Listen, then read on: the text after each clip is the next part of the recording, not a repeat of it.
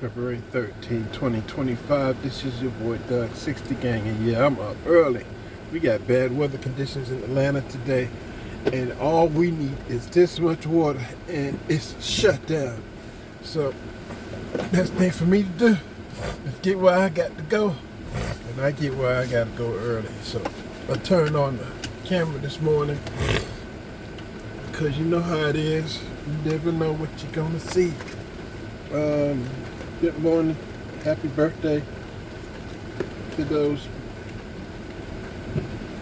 born today. Good morning to those who are blessed to wake up. And my condolences to those who are no longer with us today. I'm headed to Lithia Springs and then Woodstock. But I'm getting an early start because I know by it's 4:20. It's 3:24 now. I know before 5 o'clock hits, it's gonna be a mess, and I want to be where I want to be before all this happens. So let's see what happens. Cameras on. We get the content. Let's roll.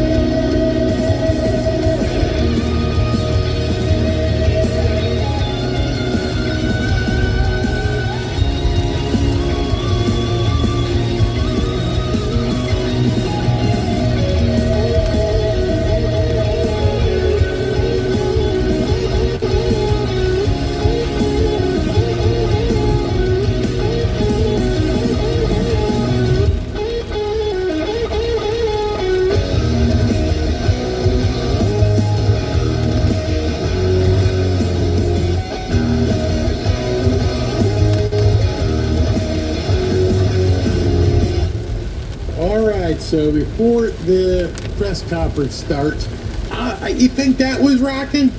Do you really think that was a rocking video? What I'm about to show you, go rock your socks off.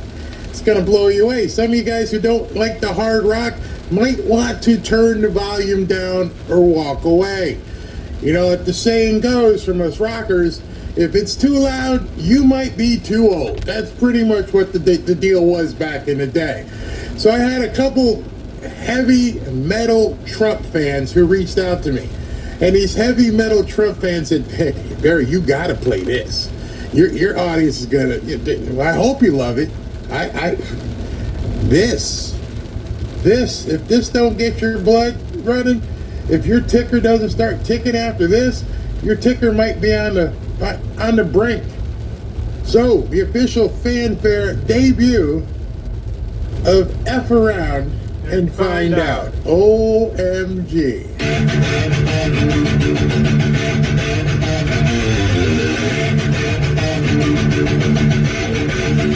You follow!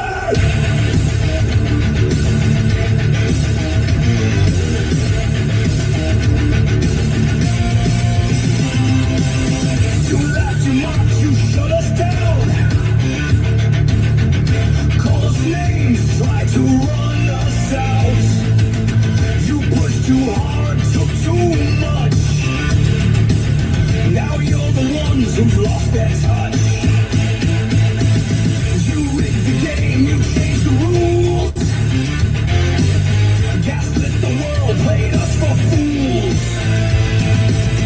But tides have turned, the storm is near. Cry all you want, we're still here.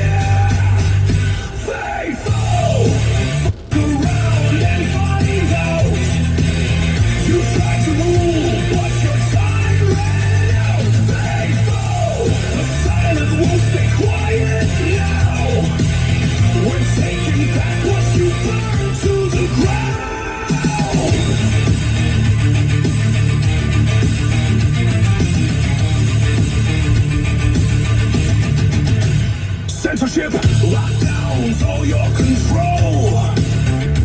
Built your throne on a house of gold. Now you panic, now you cry. Tears don't work, truth don't lie.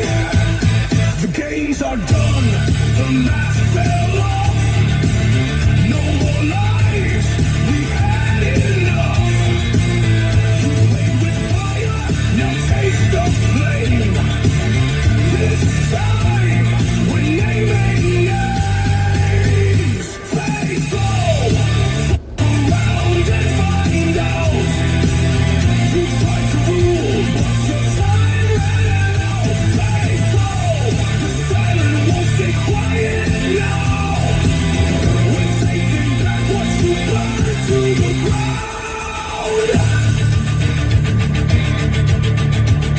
You called us threats, you called us extreme, but we remember everything. From 24 and beyond, take your bets, 'cause guess what?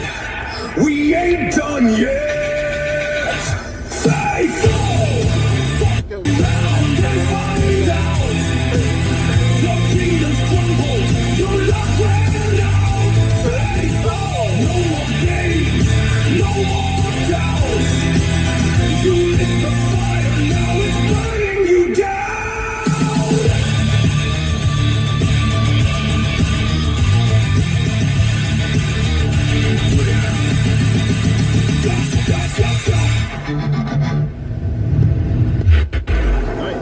Nice. Yeah, baby. Nice.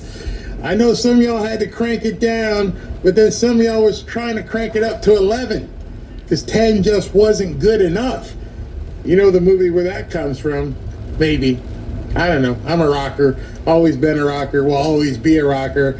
You rock till you die. That's how I feel. Tommy Radcliffe, if you're in here, you know exactly what I'm talking about. There are a couple guys just on Twitter, like, Barry, you got to play this. And the thing about that, let me just talk about that for a second. The thing about that video that I really want you to understand is, I've talked about it many times here. The MAGA tent is much, much bigger. It continues to grow. It is beyond your grandmama's Republican Party. That ain't it anymore. In order for us to dominate and take these people out of control and make sure they never rise up their snaky heads ever again, we need to build a big, huge 65% size tent to make sure that, yes, there are things you may not like, but these kids are still in the MAGA tent. We cannot shun them. We cannot kick them out. This is what they like. And I understand, same thing here. I need to broaden. You need to keep growing. Every single day you should say, how can you help President Trump grow his audience, grow his base, grow his supporters? By looking the other way on some of this stuff, you're not helping the MAGA movement grow. Don't shun people who you think look funny. May have some tats, may have a scruggly beard. Well, mine's kind of scruggly too. May have piercings in the ears. But if they're MAGA and they ride a big old hog, big old Harley, they love Kid Rock, or they might love John Rich, Big and Rich, big spectrum there. Maybe love Hank. Maybe want to tune into some Bocephus, followed right up with some Aerosmith. Maybe they say, hey, listen, I want to kick back and listen to some old Led Zeppelin. And at the same time, they may want to turn on some Uriah Heep. Doesn't matter what they like music-wise. If they are MAGA, they are MAGA. If you're willing to put on the red hat, if you're willing to wave the red, white, and blue striped banner, welcome. You are welcome. You are here. You have found a home in Fanfare. There are a bunch of people in here who think just like you. Welcome. I want to roll the red welcome mat out to anybody who wants to see America be great again. And I don't care. I don't care what kind of music you like. Well, maybe not the guys who watch the Super Bowl halftime party, but I guess there are some people who like that Super Bowl halftime party who might be MAGA as well. Okay, well, we'll let you come on in. Begrudgingly, but we'll let you come on in. And I just want to encourage every single one of you to broaden your horizons. Don't compromise your values. Don't compromise how you feel.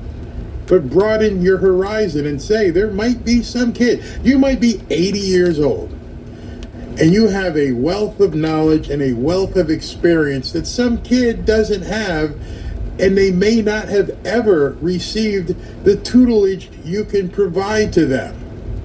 Imagine that. Imagine your life experience, and you've been shunned because you're racist, or you're old, or you live in the country, or whatever. But there might be somebody that you can reach out to, and you never know, and all it takes is this and a text. That's it. Boom. Those kids found me. I'm sitting here getting ready for this broadcast, and I get a DM. Barry, you got to play this. And I'm like, man, that's crazy. I'm going to have to do some editing because you noticed I had to blank out some of those words because some of those words, they use a whole word. I'm like, I know I can't play that. All right, so let me just stop you there. I can't go there. These people would freak out and they'd probably, shut it down. So I can't do that. But the rest of it, I just thought it was pretty cool. The other part about that is that was obviously, unless, I don't know, I haven't seen Trump with his shirt off. Not sure. But that was obviously AI. AI used for good. AI used to push out a message. AI to make a video that's fun and uplifting and letting people know we're not taking this crap. F around and find out. And I can't tell if this is live or not. 428. Yeah, this is live from the White House. Let's go ahead and cut to this. Immediately.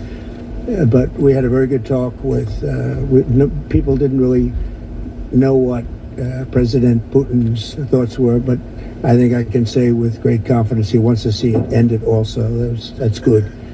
And we're going to work toward getting it ended and as fast as possible. It's It's a horrible situation going over. It's flat land, and the bullet goes off, and the only thing it can hit is a body, a human body, a young human body. And they're losing just tremendous numbers of mostly soldiers. The cities and towns have been largely demolished. It's a shame what's happened to that country. It would have never happened if I were president. That I can tell you. Would have never happened. It's to look at that. And October 7th would have never happened either, by the way, Middle East. But we'll get it. I think we'll get it. We'll get something done. We're going to be meeting, actually tomorrow they're meeting in Munich, as you know, and we're going to have some other meetings, and I'll be dealing with President Putin largely on the phone, and we ultimately expect to meet. In fact, we expect that he'll come here and I'll go there, and we're going to meet also probably in Saudi Arabia the first time. We'll meet in Saudi Arabia, see if we can get something done. But we want to end that war. That war is a disaster. It's a really bloody, horrible war. You said in Saudi Arabia, the first meeting will happen. I think so. We think we're going to probably meet in Saudi Arabia the first meeting. Hasn't been set, but not too distant future. We both understand, we know the Crown Prince, and I think it'd be a very good place to meet. It sounds like that would just be a meeting between you and Putin and perhaps the Crown Prince, but not President Zelensky. Probably we'll have a first meeting, and then we'll see what we can do about the second meeting. Commit to go to Ukraine? What about Ukraine? Did you commit to go to Ukraine? No, I haven't. I haven't committed to go to Ukraine.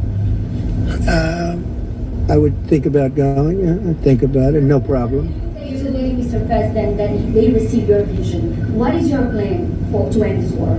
Like today, Secretary... Well, I'm not going to tell you my plan. I can just tell you we've made a lot of progress. This should have been done by Biden, not by me, because this has been going on for now a long time, years. And it should have been done by Biden. Just like the young gentleman that I brought home yesterday after 2 weeks. We worked on it for 2 weeks. He was a fine man, and he was in there for 3.5, almost 4 years, and they weren't able to do a thing, and I got him out. And as you know, I didn't pay $6 billion. I didn't pay anything. We did a trade, and we did a good job. We got him out in 2 weeks. It should have been out years ago. Really should have been out years ago. I don't think it's practical to have it personally. I know that a new Secretary of Defense, who's excellent, Pete, made a statement today saying that he thinks it's unlikely or impractical. I think probably that's true. I think long before President Putin, they said there's no way they'd allow that. This has been going on for many, many years. They've been saying that for a long time, that Ukraine cannot go into NATO. And I'm okay with that. I just want the war, whether they are or they're not.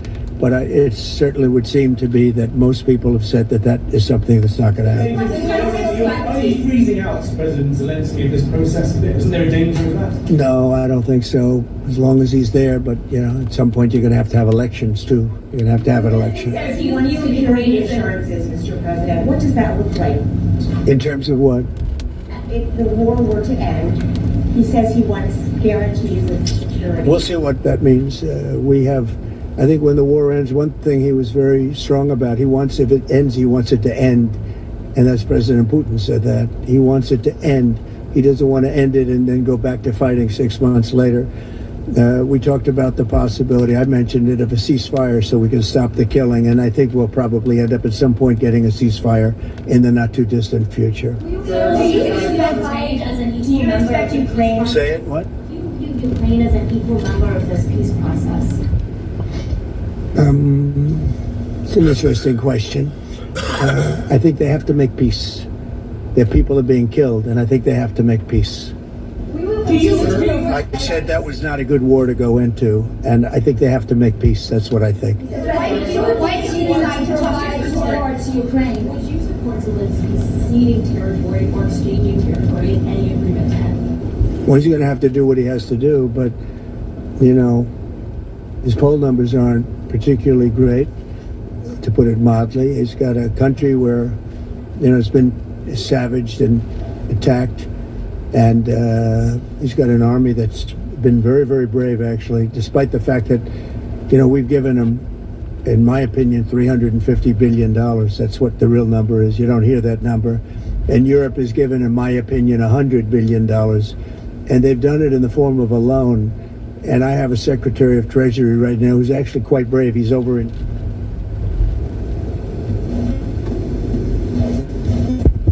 That's not me. So. And he's going there to get a document done where we're going to be assured that we're going to, in some form, get this money back, because we're putting up far more money than Europe, and Europe is in far more danger than we are. We have an ocean in between.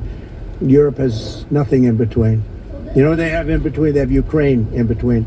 So wait a minute.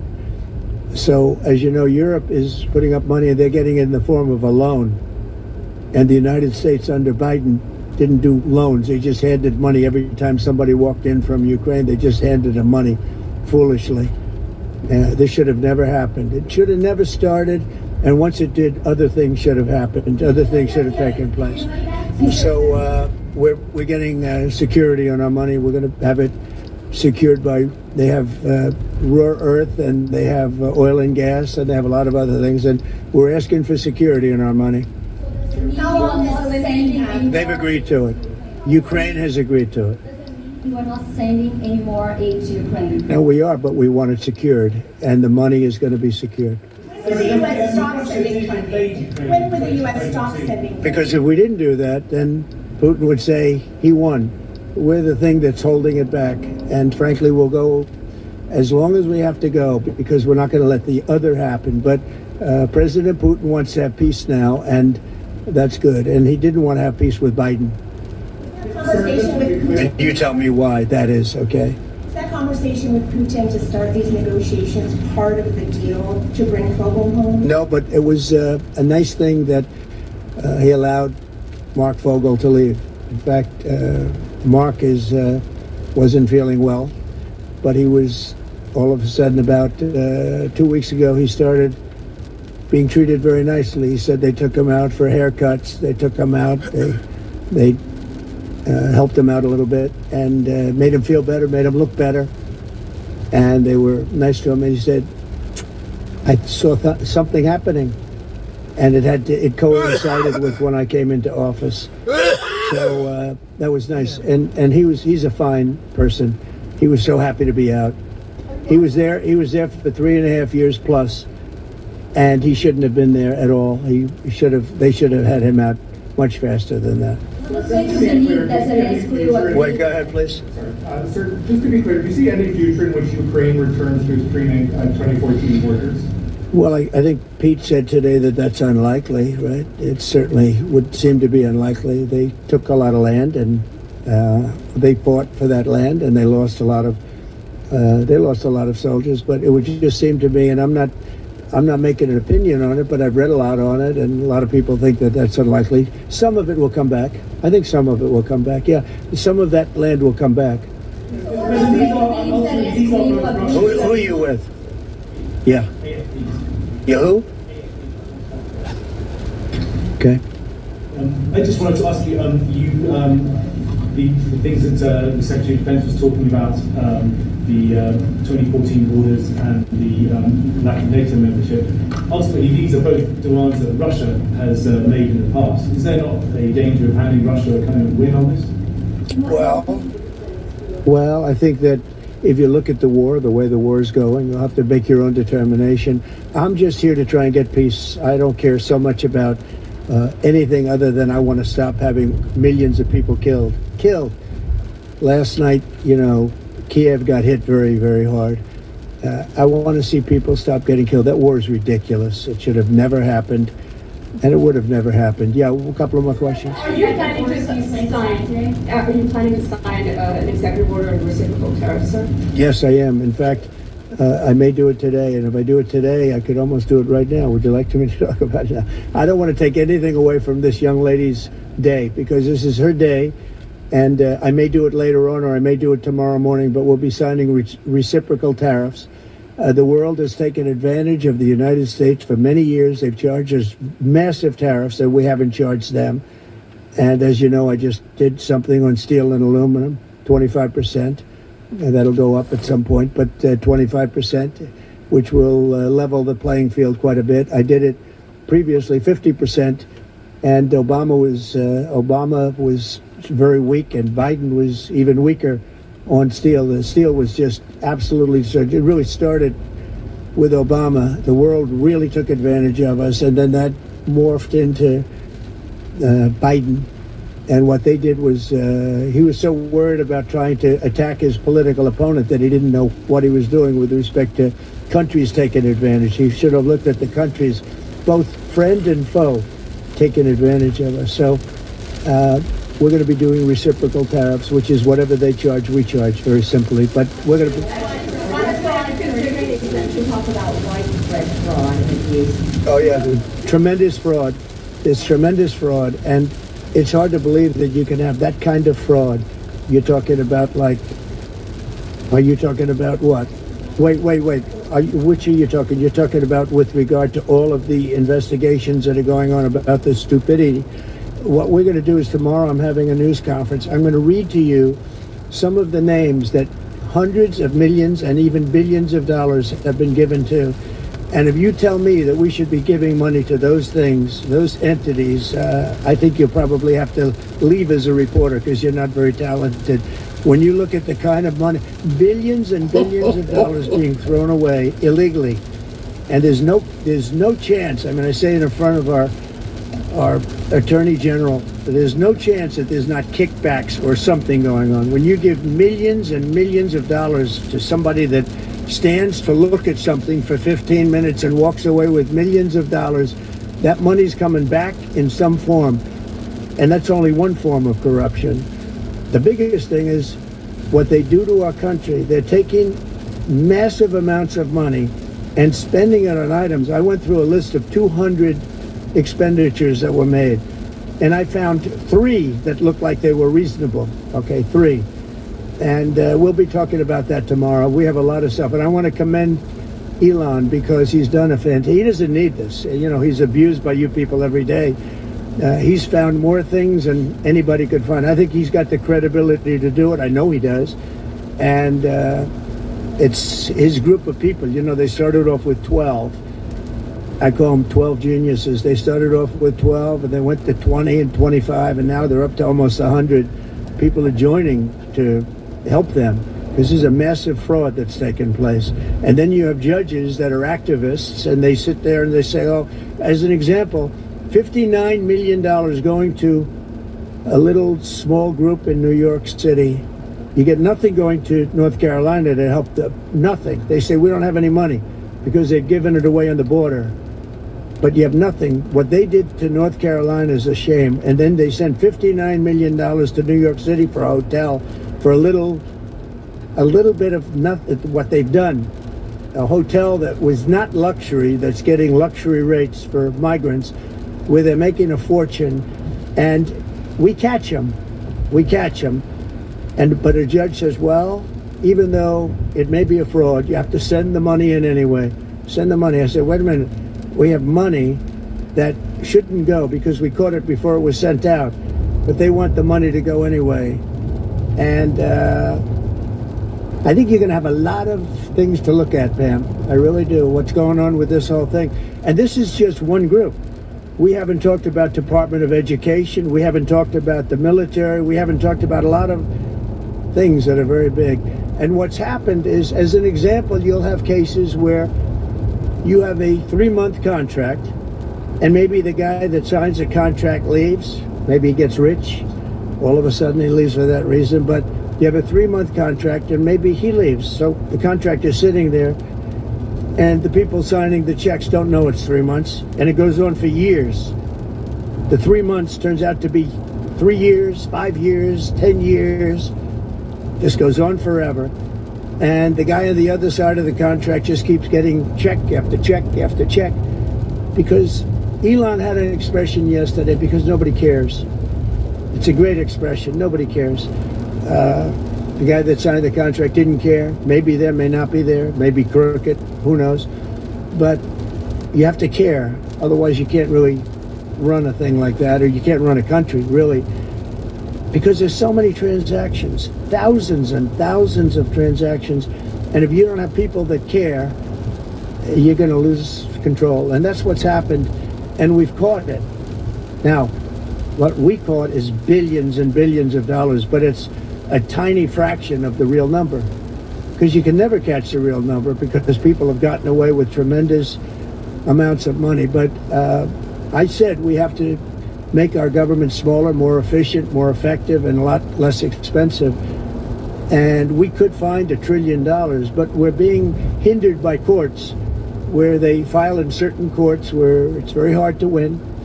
And a judge will stop us, and a judge will say that it doesn't make any difference what you find. You just keep paying the money. That's a hell of a way to be. And I follow the courts. I have to follow the law. All it means is that we appeal. But that gives people time to cover their tracks. And that's what they do. So it's a very bad thing that's taking place. But hopefully the courts will be fair. They don't have to be very fair. They just have to be a little bit fair because this is so egregious what's taking place. Nobody's ever seen anything like it. Nobody's seen numbers like this. These are massive numbers. $9 million for somebody to go and stand in a store and see how people shop. Okay? I mean, you take a look at these things. It's a disgrace. And then you have a country that we want to make America great again. It's very hard to make America great again when you have things like this. And you're going to see the same thing. Department of Education is going to be a disaster. The military, I mean, I see it. Look, I came in, they had a contract done, as you know, for $5.7 billion for airplanes. It was Air Force One with Boeing. 5.7, I got it down to $4 billion, a little less than that, 1 penny less than that. $3,999,999 and 99 cents. I said it has to have a 3 in front of it because I wouldn't sign the contract for $5.7 billion. I was able to cut $1.7 billion off the price, and it didn't take me long. $1.7 billion. If people would care, they'd be able to do that with every single contract that's put before them, and we wouldn't have deficits. We'd have nothing but a tremendously low-taxed, wonderful country, but they have to care. And speaking of that, you know, Boeing, we're not happy with the service we're getting in terms of those planes. They would like to get more money. We're not happy about that whole thing. We signed a very strong contract. I signed a guaranteed maximum contract, which I haven't seen in a long time. And they're saying they're getting hurt by it. But they have to produce the product, and we expect them to produce the product. They have to produce the product. They agreed to build planes at a certain price. They're not used to that. They're used to having time and material contracts, where it's whatever it costs, time and material, no dates, no anything, and it ends up costing 5 times more.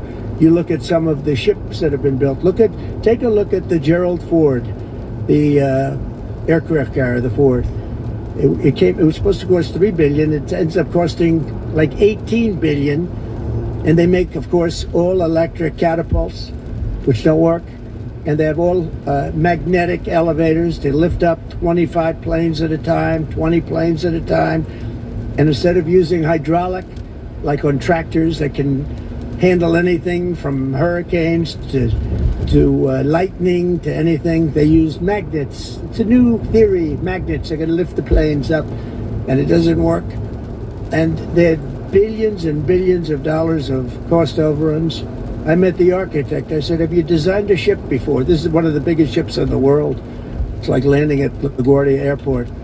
But you look at the kind of waste, fraud, and abuse that this country is going through, and we have to straighten it out.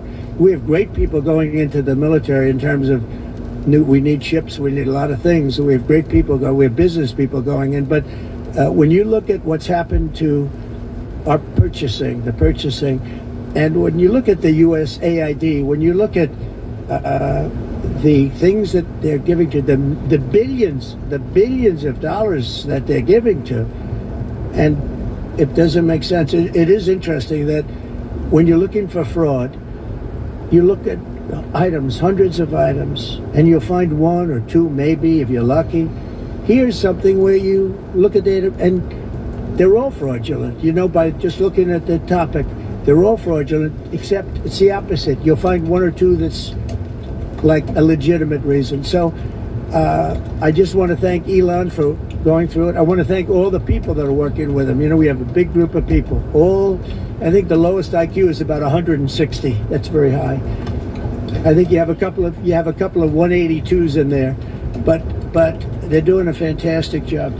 He doesn't need it, and they don't need it, but we're showing things, and it's going to be it's a big.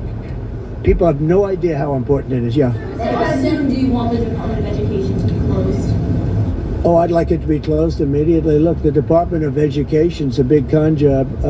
We're ranked, so they rank the top 40 countries in the world. We're ranked number 40th. But we're ranked number 1 in one department, cost per pupil. So we spend more per pupil than any other country in the world, but we're ranked number 40. We've been between 38 and 40. The last time I looked, it was 38, and then I looked 2 days ago, it came out the new list. It came out at number 40, so we're ranked 40. Norway, Denmark, Sweden, I hate to say it, China, as big as it is, it's ranked in the top 5. And that's a primary competitor. We're ranked number 40. So if we're ranked number 40, that means something's really wrong, right? And I say send it back to Iowa, to Idaho, to Colorado. Send it back to places that, and there are a lot of Indiana. You have a great new governor. You have a great senator that Jim Banks just got elected. You got great people. I'll tell you what, Indiana's going to be fantastic. We probably have 35, maybe 37 states that will do as well as Denmark, Norway, Finland, Sweden.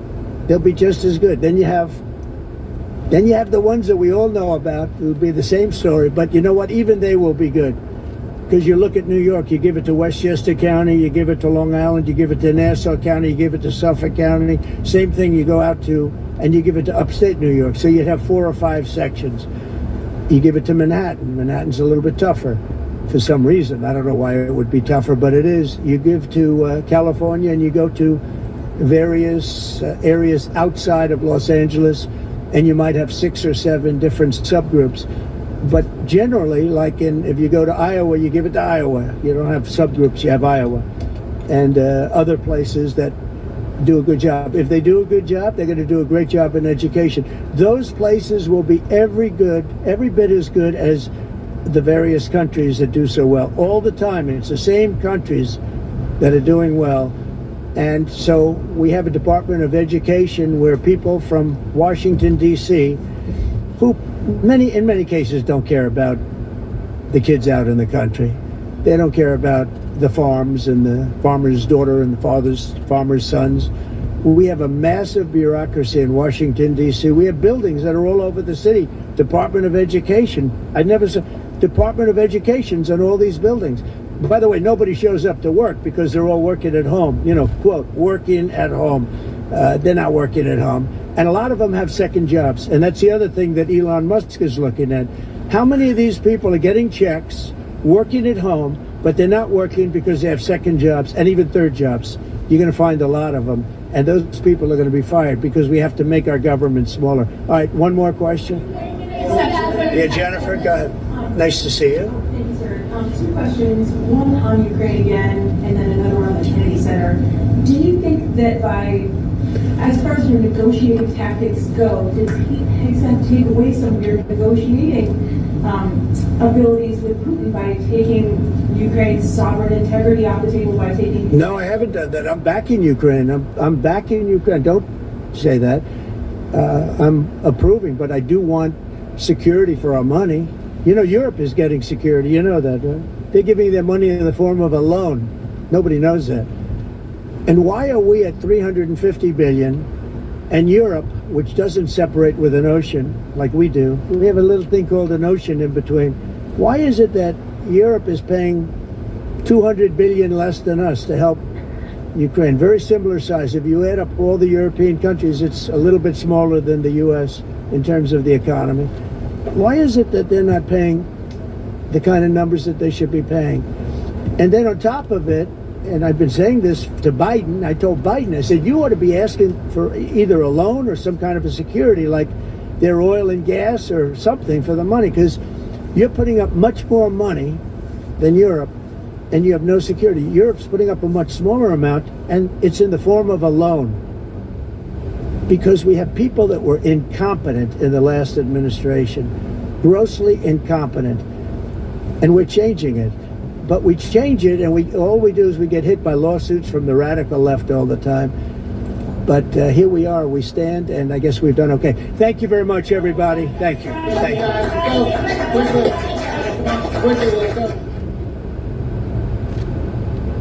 All right, so now we're just waiting for things to catch up and for Pam. Okay, that was the end of the swearing-in ceremony for Tulsi Gabbard. And Pam Bondi was the one who swore in Tulsi Gabbard. Now we're going to be cutting over to the conversation. Am I still streaming? I don't see anything. Yeah, we're going to be cutting over to the conversation with, the press conference with Pam Bondi. Just waiting for that to show up. Let me just make sure. Okay, looks like everything's okay. I thought we had lost something. Because the chat was like going crazy, but then it kind of slowed down. So I hope everything is copacetic. Let me just see. Maybe it's just there. Okay. Yeah. All right. Everybody says that they're good. They're good. Okay. All right. So I'm just waiting for them to show up at the press conference. Interesting. This guy, President Trump, he just comes out and says what he wants to say, doesn't care what's scheduled. He understands that he is the focus, the bully pulpit. The problem right now is the media doesn't know how to deal with him. The media still thinks they're talking to Kamala Harris or Joe Biden. They're not used to this guy just turning around and smacking him. It's just straight up smacking him upside the head. So you're asking these questions and you get the answers that you're pretty much not prepared to get. Let's see here. Trump is the greatest president ever. In my lifetime, I've never seen anybody command a stage the way this man commands a stage. And I don't even think he did this during his first term, excuse me. This looks like it's all brand new, maybe the real Trump. This is the Trump after you tried to shoot him. This is a Trump who's I don't give a F. You guys who saw the earlier music video, F around and find out. I think we're seeing that across the entirety of this administration and how they're handling things. I could not be prouder of everything that Caroline Leavitt did at her press conference today. She put fists and boots up against the neck of, the media. They couldn't handle her. They're not used to this. They are facing the most formidable force and response they have ever had, which is why they scurry back quickly to their corners of the world on CNN and MSNBC or wherever, because it's safe to them. It's like a big giant blanket, safe space. They can't step out of it. It used to be they were the ones who were attacking Trump and Trump's administration, and it didn't have the same kind of fire coming back. You can tell at this point that Donald Trump is, and I can't wait to see how Pam Bondi handles herself. I'm telling you right now, being in Florida, I've heard this woman talk many, many times. Some of you may have not, you probably never heard her talk. Think about that. We in Florida, we've seen press conferences with her and sheriffs and all kinds of things, and she brings heat. And you could tell during her confirmation hearing, she wasn't taking crap from Adam Schiff. Nope, not whatsoever. So if these people in this press room think that they're going to get over on Pam Bondi, they got another thing coming. See, many of them, like many of you, are not used to hearing her speak. She's eloquent. She's forceful. She takes no prisoners. She has already got the experience of being someone in a strong, powerful position down here. Don't let that blonde hair and that look think you're gonna get over on her. That ain't gonna happen. Not at all. She's battle tested. Now, what's weird is, not weird, but one thing you should know is the people who attend the press conference that you saw earlier with Caroline Leavitt are not the same people who will be attending the press conference right here for the most part. It's a different press pool. So who knows how this is gonna turn out, but it's not the same. She's not the same. She has not walked out yet, so as soon as she comes in, easy on the blondes. No, I'm not saying anything negative about Pam Bondi. I'm not saying anything negative about Caroline Leavitt. What I was inferring is these idiots who take her lightly. She's a straight up assassin, as far as I'm concerned. Yeah, Caroline Leavitt was amazing. Just, they're not used to this. Yeah, now she's the Attorney General of the United States. Pam Bondi made some Democrats look like monkeys during her confirmation hearing. She sure did. All right, so here's what's going to happen. She's going to do this press conference, and I got a couple news items I want to share for you, and then, continue taking comments. And thank you guys very much for tuning in for this second show of the day as we wait for her to show up. And then tonight, this probably won't be your this probably won't be your 3-hour show. I can't believe those words come out about 3 hours. Normally, it seems like every show at this point has become 2.5, 3 hours. This one probably won't be this way. I'm just going to go take your comments, a couple news items, take the press conference, then I'm going to shut down and then get ready for the 8 o'clock show, which will be a full show.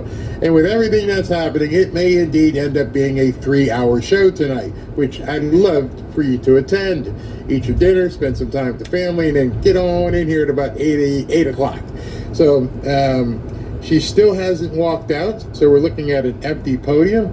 It is now 5 o'clock. So I don't know how long she'll go, but obviously every single second that she's talking, we will for sure cover. Where can I find that AI of Trump playing the drums? Oh, so once we get off here, because I get a lot of comments like, hey man, I got to download that. So what I'll do is I'll post it in the group. If you haven't been to our group, go join our private group, and I'll put it on my personal profile as well. And I'm going to tag the guys who created that, so you can tell them, hey, great job as well. And so somebody said, who's singing? A computer. What? That's nobody singing? Nope. That's AI. The music, AI. Obviously, the imagery is AI. Do your business with your family, then come back to the fanfare family. Yes, exactly. The longer, the better. Yeah, but I don't. Yeah. Let me see. I see some movement. Some people, in the side stage left or stage right, depending on where you're standing. Trump is gonna name names. So after, SB says we're at 14,917. You go, people. You go. There were some people stirring around, but she has not walked out as of yet. What happened with Tulsi Gabbard? Tulsi Gabbard is now your confirmed and sworn in was the Director of National Security Intelligence at NSI. I think that's what it is. So she's in office. She's probably putting up the pictures in her office and getting to work. She'll be working hand in hand, obviously, with John Ratcliffe, the new director of the CIA, and I'm sure she'll be working with Pam Bondi. And as soon as he's confirmed, she'll be working with Kash Patel. And in a little bit, she's working with Pete Hegseth. She is the hub of the spoke. So all these other big cabinet positions, CIA, FBI, Attorney General, even Treasury to a certain extent, because they have some enforcement powers, they all get that information from NSI.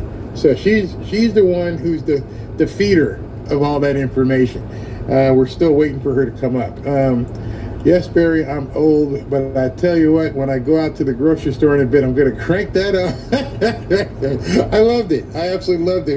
When the very first time I heard it, I went, wow, that's pretty cool. That's pretty cool.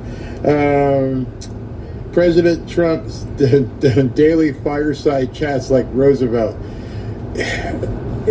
It's funny when he says, put yourself in the shoes of one of these people in the press. And now you've seen him a number of times completely embarrass an idiot. if you know he's the obvious slayer of idiot press people, maybe you shouldn't go in there and be an idiot press person. He's going to slay you. Who are you? Where are you from? That's stupid. The president of the United States just said you're a flipping moron. Take that and put it on your resume. Although some libs were probably like, yeah, I got called on. He called me an idiot. Ooh, RFK Jr. Okay, RFK Jr., he passed his cloture vote today. So meaning 53 to 40, whatever. He passed cloture. Let me see. Somebody's walking up. They just texted in the microphone. So now he's on the clock. And what I mean by on the clock, the Democrats can delay and obfuscate for up to 30 hours. So since that vote came down at about, I think it was about 12 noon, that vote came down in terms of they closed the debate, they closed the discussion. That's what cloture means.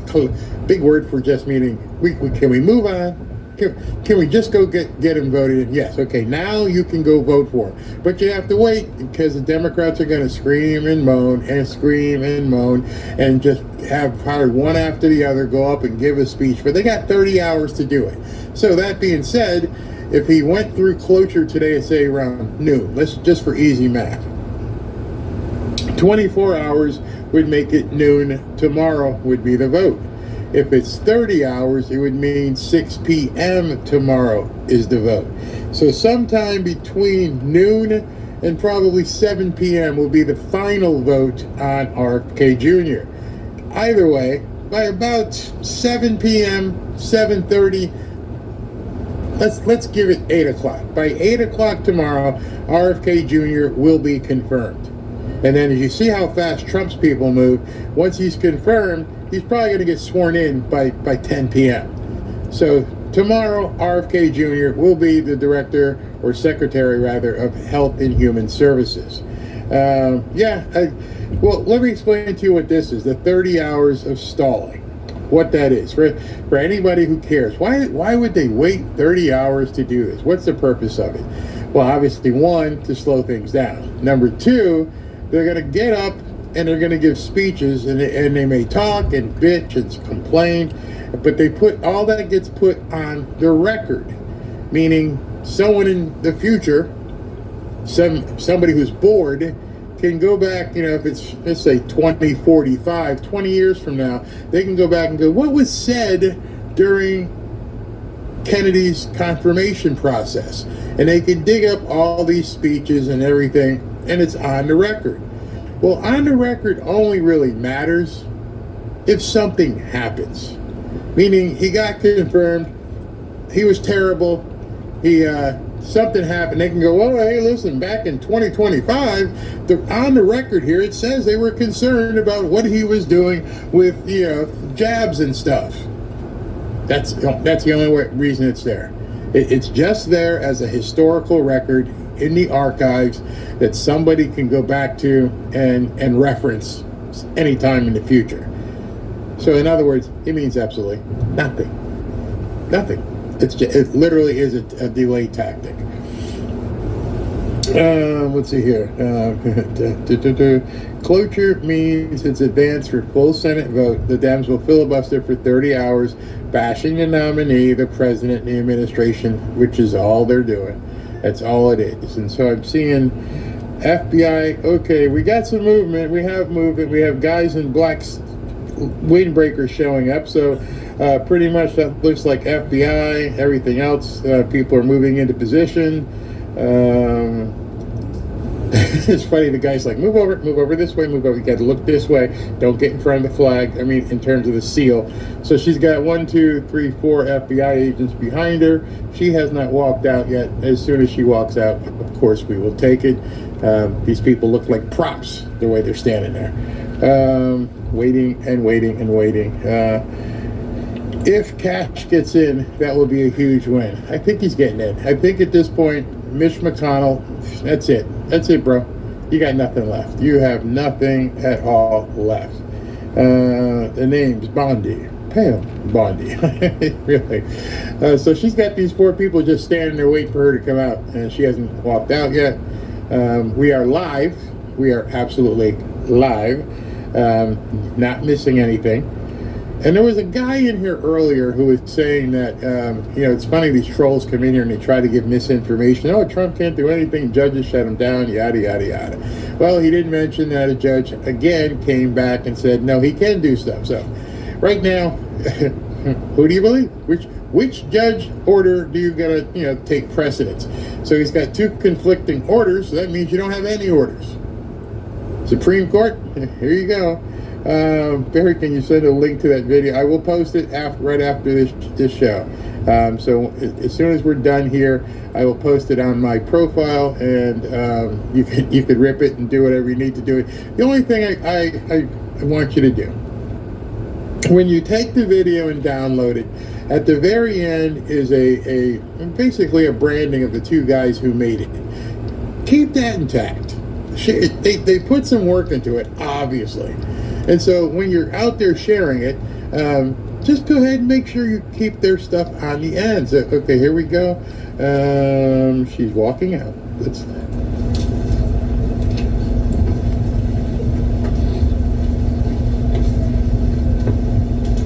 Good afternoon.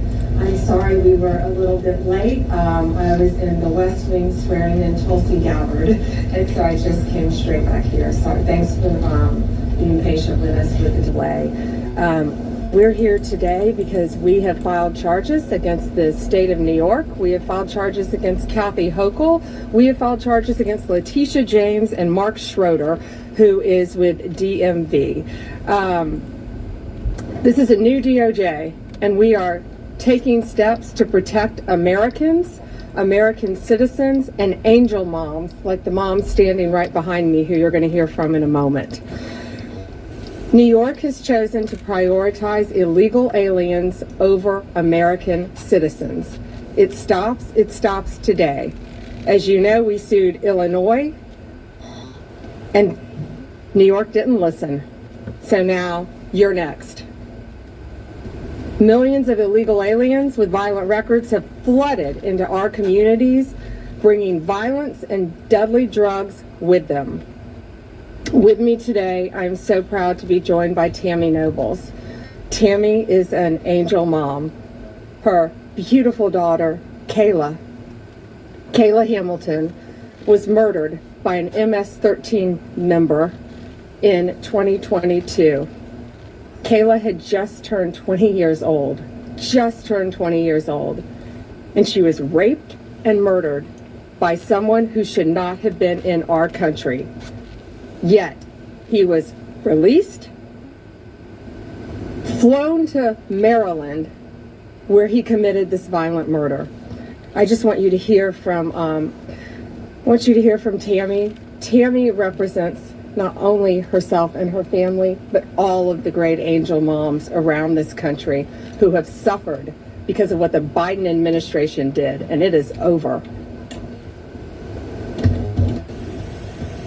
Thank you for having me here today and being able to share Kayla's story.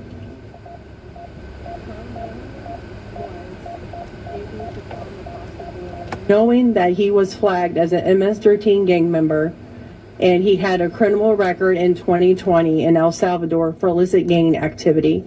He came over as an unoccupied alien child, saying that he was afraid of gang activity in his country. Health and Human Services called him a nice boy, and he showed age-appropriate behavior.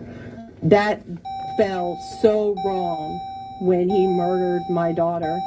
He ended up in Maryland, where he was able to rent a room in the same mobile home as her. We thought it was a legit company that were renting out these rooms, but it turned out that it was another illegal immigrant who owned these mobile homes, and he knew Walter from El Salvador. he knew him and allowed him to rent a room with my child. Kayla just turned 20 years old 3 days before she was murdered. Her murderer was only living there for 5 days before he viciously strangled her, raped her, and left her on the floor like trash and robbed her of $6. I have been sharing her story for over 2.5 years to bring change, because this should have not have ever happened to Kayla, and it shouldn't be happening to other families being hurt by the border. Homeland Security did not do their jobs. They did not check his background. You know, they did say that he was processed. So if they processed him, they knew that he was a gang member and still allowed him here. Health and Human Services did not verify the sponsor and allowed him to go with a sponsor that they don't even know if it was his cousin or his aunt. And he was able to leave the sponsor's house to go live wherever he wanted. And I am going to continue sharing Kayla's story to help save others and to bring awareness of what was happening under the Biden-Harris administration. And I'm so thankful for Pam having me here today. And I'm so thankful for the opportunities I got from Trump and any other platform, you know, people who allowed me to share her story, because this is going to end. No other parent should suffer by having their child murdered by somebody that shouldn't be here. And I'm going to continue, you know, sharing it, and for Kayla, you know, and also for others. Thank you. And it's my understanding that he also admitted to other murders, correct? Multiple murders. He wrote a letter, and it was intercepted in jail, that he committed 4 murders and 2 rapes. And that's who we were letting entry. And that's why President Trump has directed this to stop. And if you don't comply with federal law, we will hold you accountable. We did it to Illinois, strike 1. Strike 2 is New York. And if you are a state not complying with federal law, you're next. Get ready. And the great men and women of law enforcement are standing behind me today. We have FBI, DEA, ATF agents. They put their lives on the line every single day to protect us. And what New York has, they have green light laws, meaning they're giving a green light to any illegal alien in New York, where law enforcement officers cannot check their identity if they pull them over. Law enforcement officers do not have access to their background. And if these great men and women pull over someone and don't have access to their background, they have no idea who they're dealing with. And it puts their lives on the line every single day.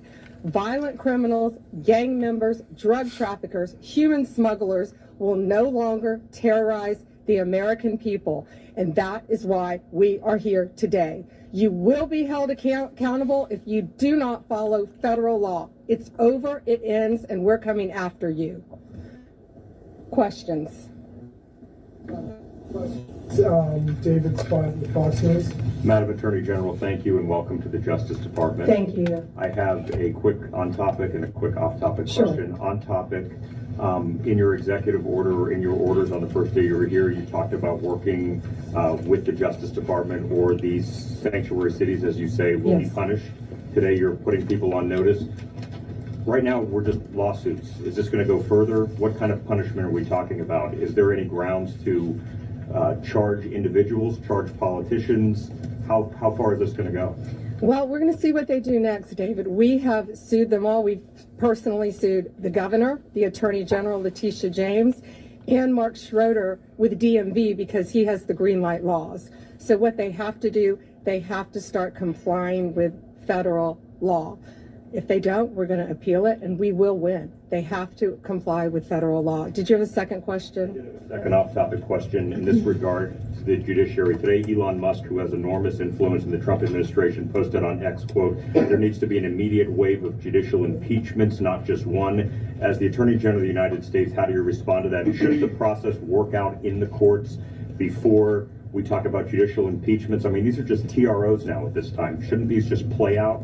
Yeah, I haven't seen Elon Musk tweet. He is a friend of mine. He is a great man. I think he's very frustrated with what's happening in our federal government. At USAID alone, they're giving out billions of dollars that should not be distributed.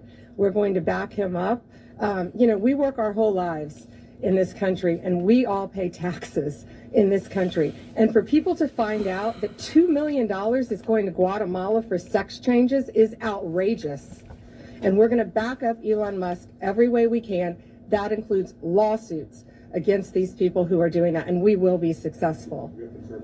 Impeachments?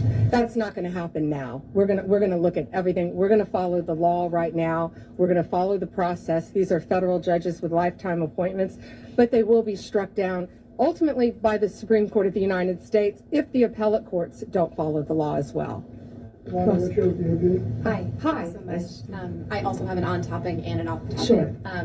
First of all, can you just briefly walk us through what the legal claims are you're making in this lawsuit? Yeah, absolutely. So the green light laws are that this is what the green light law says. It's a green light to illegal immigration, which says they can comply. That law is unconstitutional. They can't do that. And what they've done is they have a tip-off provision that requires New York's DMV commissioner to promptly inform any illegal alien when a federal immigration agency has requested their information. So think about the men and women in law enforcement behind me. That's basically, that's not basic. It's tipping off an illegal alien, and it's unconstitutional. And that's why we filed this lawsuit. And that's why we charge Mark Schroeder too, because he runs DMV. Oh, I'm sorry, you had a second question. Yeah, my off-topic question. I wanted to ask about Mayor Eric Yes. Adams' case. As of at least a few moments ago, SDNY still has not dropped that case. Have you or other DOJ leadership spoken to the acting U.S. attorney in SDNY since the memo was sent earlier this week? And what will you do if she refuses to drop the case? I have not spoken to her. I know our acting DAG, Emil Bove, has spoken to her, and Chad Mizell may have spoken to her, but that case should be dropped. It was done at the directive of Emil, so that case should be dropped. I did not know that it had not been dropped yet, but I will certainly look into that. Hey, Daily Caller. Hi, thank you. How are you? Tom Homan suggested this week that someone from within the FBI may be leaking information about the ICE raids and that such could be putting officers' lives at risk. Has the DOJ gotten any closer to determining if these leaks are coming from within the FBI? And what will the consequences be if they can identify the leakers from the FBI? Excuse me. Well, first, I can't talk about anything that is ongoing, and that is ongoing. And it's really for the similar reasons of what I said earlier. The great men and women in law enforcement standing behind me today, they must be protected. And anytime anyone leaks or tips off anything regarding a pending investigation, that jeopardizes lives. You're telling a bad guy what's about to happen. It could jeopardize the lives of all the men and women in law enforcement. We will not stand for it. We will find you. We're going to investigate it, no matter what agency it came from. We don't know for certain. We have an open investigation, so I can't talk about it in detail, but we will do everything in our power to hold you accountable, and it is a crime, and you will be prosecuted when we find you. I got time for one more. Milana Austin, Newsmax. Hi, Madam Attorney General. Thank you so much for your time. I was also interested in hearing specifically what the interactions have been like with Mayor Adams. And I know he has a little bit of a different tone than some of the other Democrats out of the Empire State. And then also Denver Mayor Mike Johnston, because before the President Trump went back into office, he had issued some words about a potential standoff and then walked that back. So I was curious to see what things have been like out of New York City and Denver officials. Yeah, well, we're hoping that in New York, Mayor Adams is going to cooperate with us with the sanctuary cities and the illegal aliens. And has the mayor in Colorado been cooperating? Do we know? I believe he might have now. Yeah, I believe Colorado is now cooperating. That's what we want. We don't want to sue you. We don't want to prosecute people. We want people to comply with the law. This is very simple. An MS-13 member murdered her daughter. That's happening throughout this country. We have one angel mom is too many. And we have angel moms throughout this country who should not be going through this. Comply with the law. This is the last thing we want to be doing. We want to be out there, all of us, fighting violent crime. Yet we're fighting illegal aliens, and that ends, and it's going to end today. That's all we have time for, guys. Thank you. Thank you. Thank you all. Thank you. Thank you.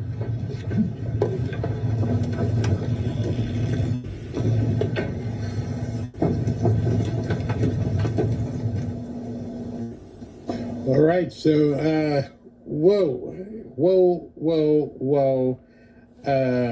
OMG, wow. So someone asked me, because I had written down in a comment that it looks to me like Eric Adams has flipped. And somebody goes, what do you mean by flipped? You find it odd that she Democrat comes out and and says this stuff today. And just a couple days ago, we found out that the charges against him have been dropped.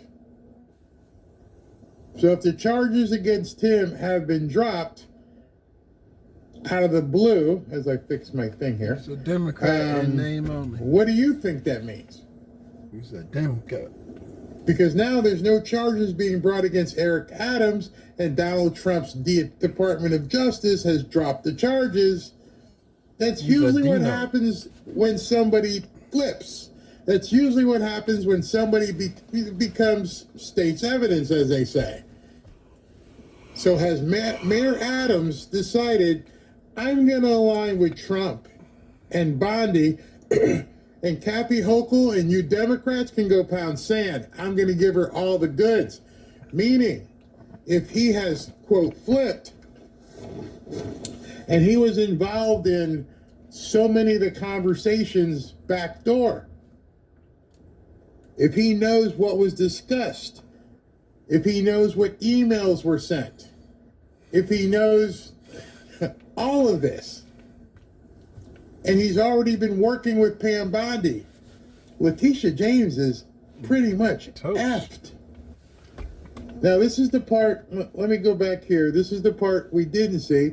You guys all saw when Trump was doing the press conference, but you missed the actual swearing in of Tulsi Gabbard.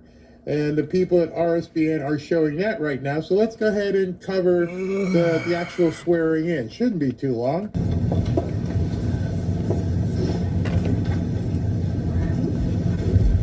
Please place your left hand on the Constitution and raise your right hand and repeat after me. I do solemnly swear. I, Tulsi Gabbard, do solemnly swear that I will support and defend the Constitution of the United States. That I will support and defend the Constitution of the United States. Against all enemies, foreign and domestic. Against all enemies, foreign and domestic. And that I will bear true faith and allegiance to the same. And that I will bear true faith and allegiance to the same. That I take this obligation freely. I take this obligation freely. Without any mental reservation. Without any mental reservation. Or purpose of evasion. Or purpose of evasion. And that I will well and faithfully. That I will well and faithfully. Discharge the duties of the office on which I am about to enter. Discharge the duties of the office on which I am about to enter. So help me God. So help me God. Congratulations.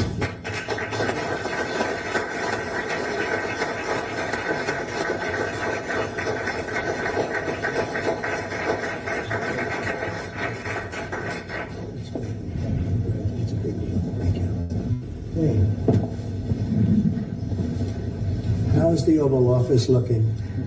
A little different look, right? It's the Oval Office. So we'll get a good one here.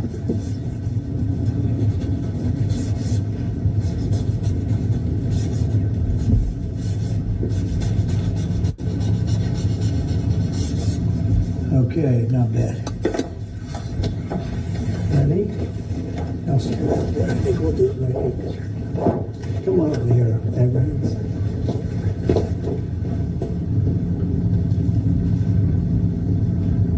Okay, I'm sure there are no questions. Probably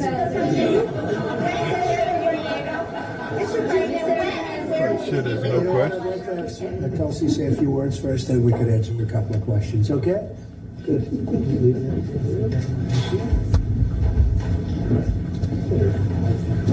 That's good. Mr. President, first and foremost, I just want to say thank you from the bottom of my heart for the trust that you have placed in me to fulfill this critical position as Director of National Intelligence at any time, but specifically during this time.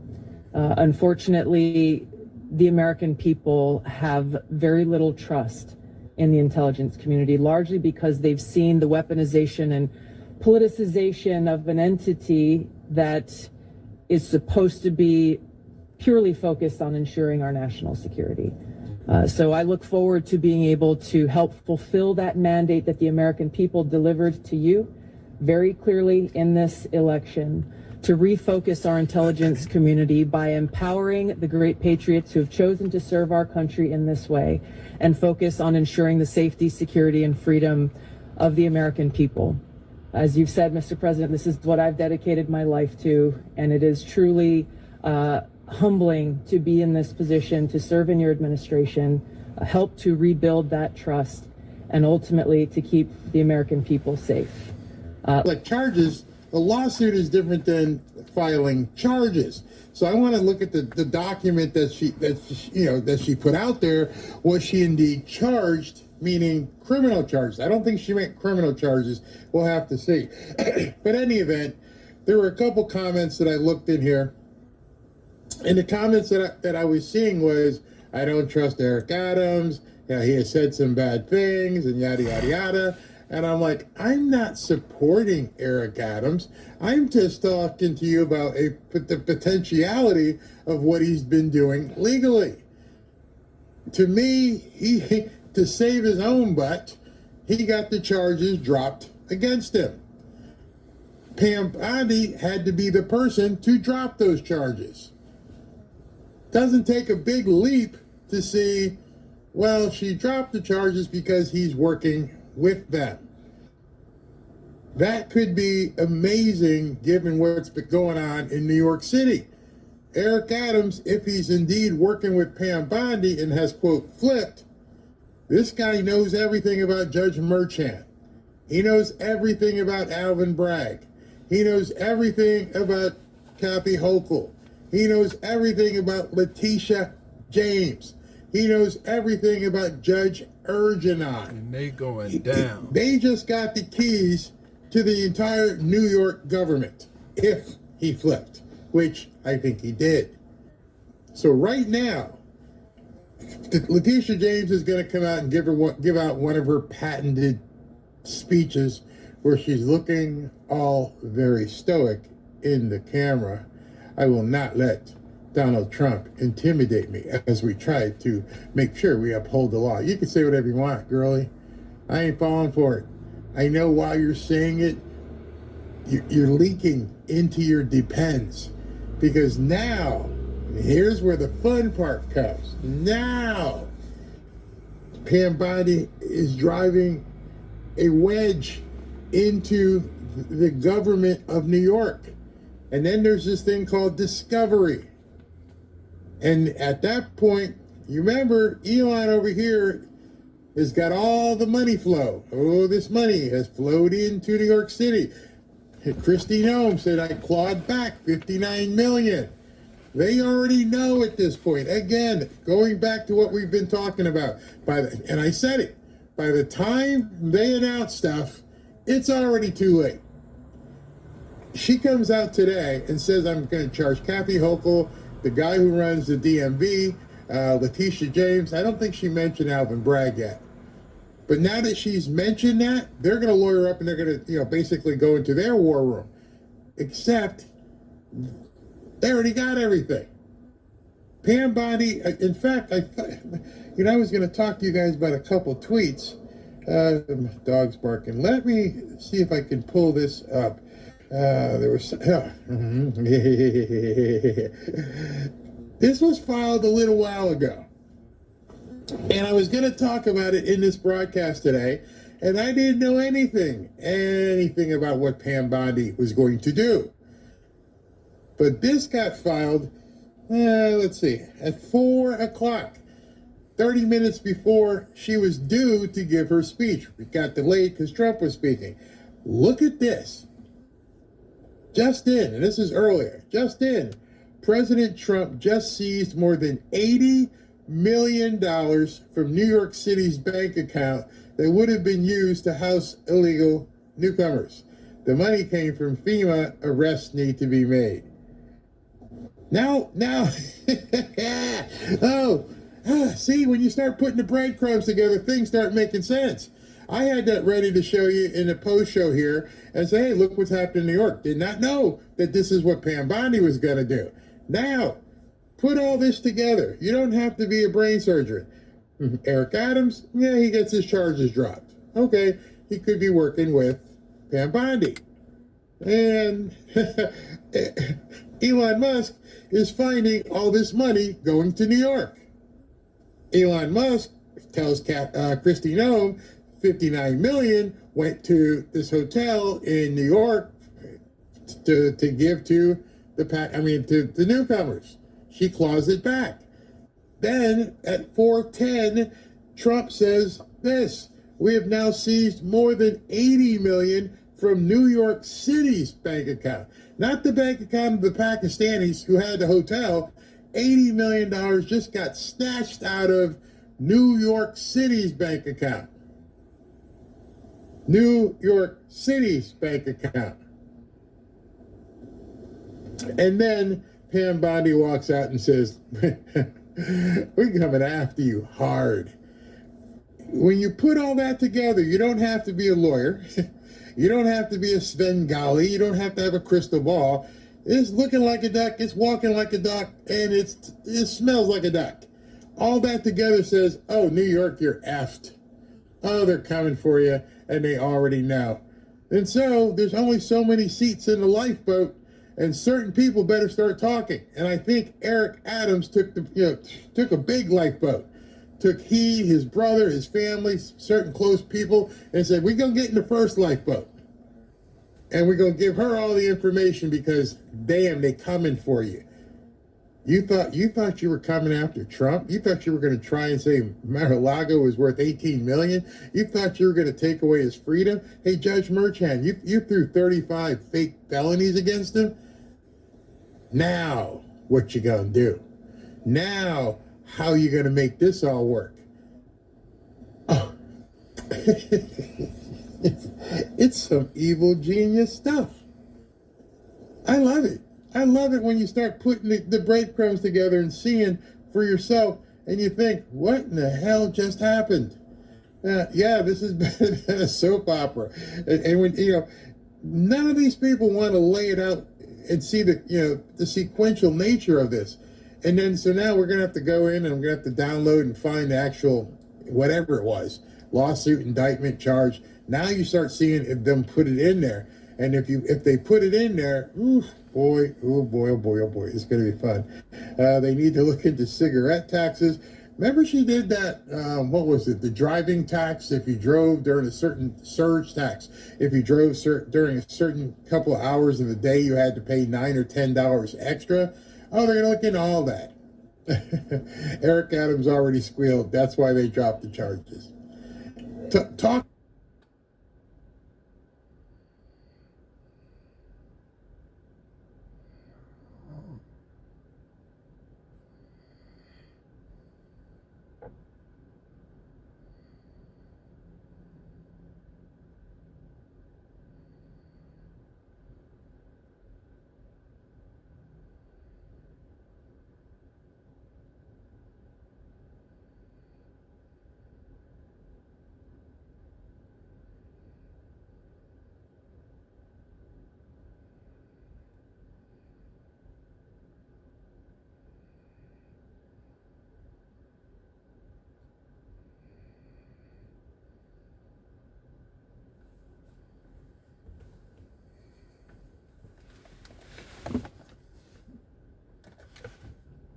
Oops.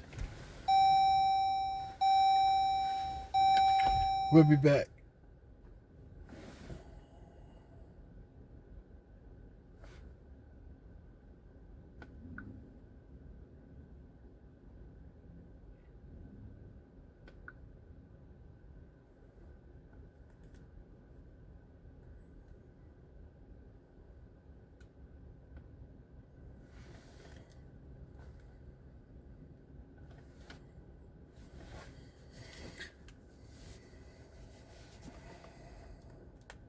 There's going to be some more people jumping in these lifeboats. Because a lot of people, especially certain, white collar crooks, they don't like the idea of going to jail. And now might be the time where you need to dial the number 1-800-SAVE-AN-ASS. 1-800-SAVE-AN-ASS. Can you put me in in touch with Pam Bondi? Call 1-800-SAVE-AN-ASS. Love it. He knew too much. Yeah, they should. Just like with Tulsi Gabbard, just like with RFK, just like with Elon Musk, the Democrats let too many people walk away from their party. You had all these people. You